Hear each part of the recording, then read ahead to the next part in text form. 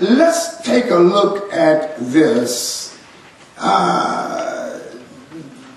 Jehoshaphat was blessed by God. The Bible said he had riches and honor in abundance. I mean, he had it piled on. But now, I was trying to think, why did he give his son to Ahab and bring Ahab's daughter to his son? Yes.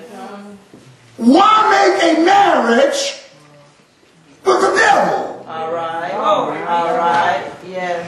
Yes. When God has blessed you, don't mess up your blessing. Yes, right. Yes. Yes. Don't mess it up. Jehoshaphat had to know Ahab wasn't doing right. He knew the lifestyle. And sometimes people wonder, well, why don't you listen, if you don't want to live right, I don't want to fellowship with you. Yes. My God. Yes. Well, you think you're more? No. That's right. There is a standard that God has set. Yes. And there's no way you can hold up a standard if you're holding the devil's hand. All right. Preach, preacher. That's right. God had blessed him, but now he make marriage become related to Ahab through marriage. Bring a partnership in through marriage. Let me say something to you. Young folks, don't be dating unsaved folk. Yeah. And not some of you ain't young, but you're still looking for a mate. That's right. And then if there's somebody in the church house ain't doing right, and you know they're not doing right, leave them alone. Yeah. If everybody sitting in church and saying amen, ain't saved. That's right.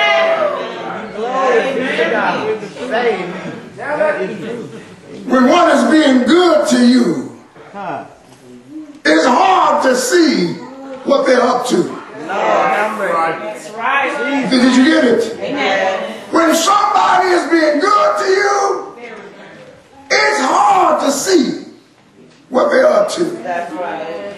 Now notice verse 2. And after certain years, Listen. he went down to Ahab to Samaria. Now, I kind of highlighted went down. On the map, when I look at it, Samaria is in the north of Jerusalem, Israel. So they're always going north, you're going up. And I thought about, if I would ask you, well, Sister Goshe got some relatives that live in Columbus. When you said you were going to Georgia, to Columbus, what did you say? You're going over. Isn't that what you said, I'm going over to Columbus? If you was going to Birmingham, you say I'm going what? Up to Birmingham. If I'm going to Mobile, you say I'm going down. Oh, y'all got it. And if I'm going to Mississippi, see, because you got east, north, south, and west. West, you're going out.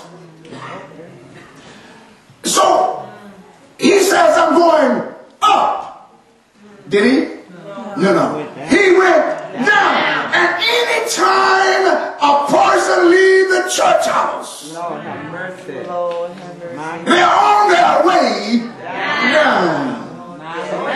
So now he went down To Ahab to Samaria. If you notice, although Ahab was in a higher elevation than where Jehoshaphat is coming from, because he went to Ahab, he went down. All right.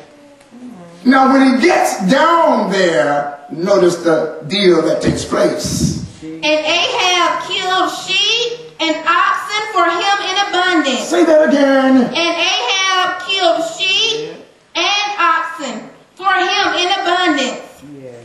And for the Ahab now is being good to him. Yes. Yes. Did you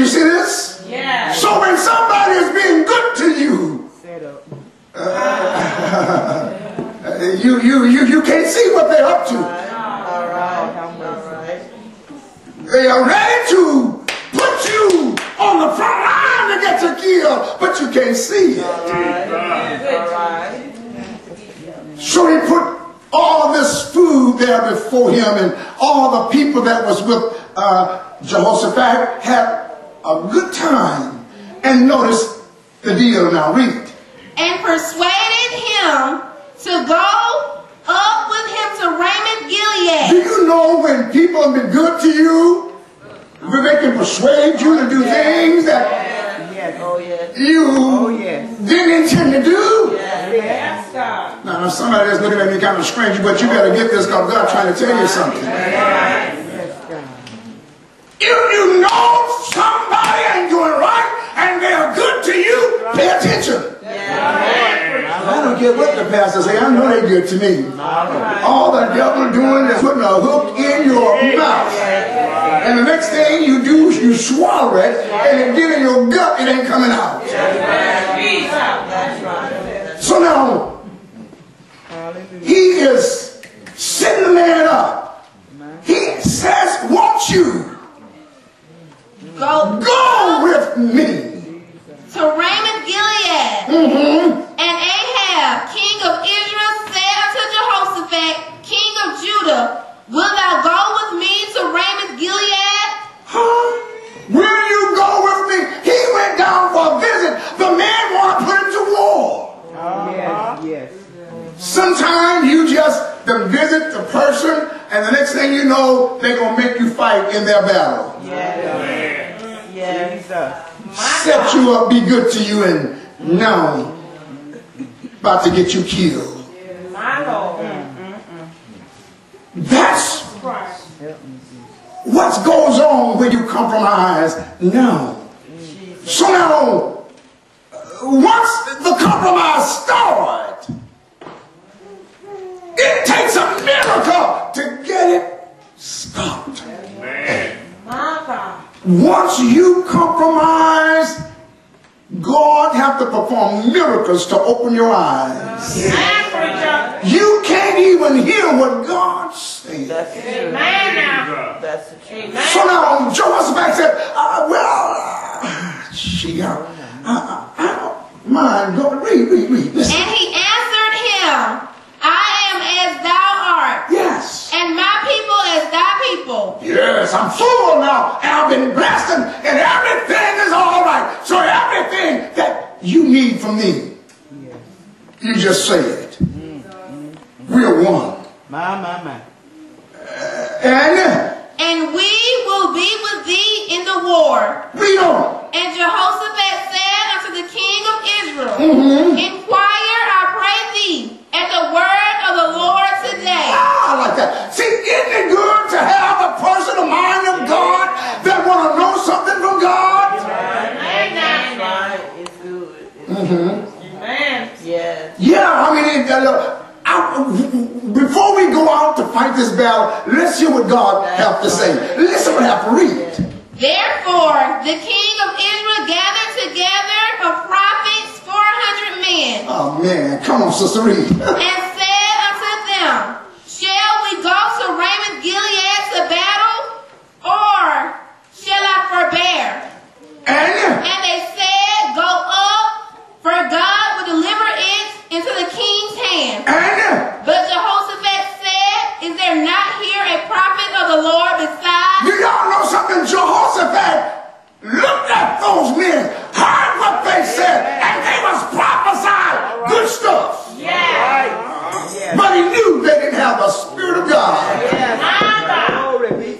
Don't you try to agree with everything somebody says just because it sounds good to you, just because it sounds that it's going to be favorable. If you know the Spirit of God is not in them, it doesn't care how much they sound good